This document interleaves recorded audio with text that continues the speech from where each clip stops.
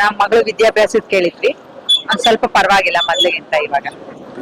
ಇಲ್ಲ, ಅವಳಿಗೆ ರಜೆ ಇರ್ಲಿಲ್ಲ, ಹಂಗಾಗಿ ಬಂದಿರ್ಲಿಲ್ಲ. 18 ವರ್ಷದೊಳಗಿರೋರ್ಗೆ ನಾವೇ ಮಾಡ್ಬೋದು ಅಂತ ಹೇಳಿದ್ರು, ತಾಯಿ ಮಾಡ್ಬೋದು ಅಂತ, ಅದಕ್ಕೆ ಮಾಡ್ತಾ ಇದೀನಿ. 18 ವರ್ಷ ಮೇಲ್ಪಟ್ಟವ್ರಿಗೆ ಅವರೇ ಮಾಡ್ಬೇಕು ಅಂತ ಹೇಳಿದ್ದಾರೆ. ಅವ್ರಿಗಿನ್ನ 17 ವರ್ಷ, ಹಂಗಾಗಿ ನಾನೇ ಮಾಡ್ತಾ ಇದ್ದೀನಿ. ಕಾಪಾಡ್ತಾನೆ ಅಂತ ನಂಬಿದೀನಿ, ರಾಯರ್ನ ನಂಬಿದೀನಿ, ಕಾಪಾಡ್ತಾನೆ ಅಂತ. ಇದು 16ನೇ ವಾರ ಬಂದಿದೆ. ಇನ್ನು 5 ವಾರ ಹೇಳಿದ್ದಾರೆ ನಮ್ಗೆ.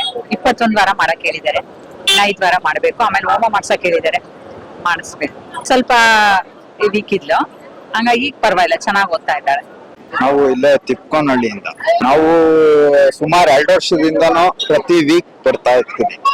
ಬದಲಾವಣೆ ಅಂದ್ರೆ ನಾನು ಬಂದು ಈ ಸನ್ನಿಧಿಗೆ 2ನೇ ವಾರದಲ್ಲೇ ನನಗೆ ಪಾಸಿಟಿವ್ ಉತ್ತರ ಬಂದಿದೆ.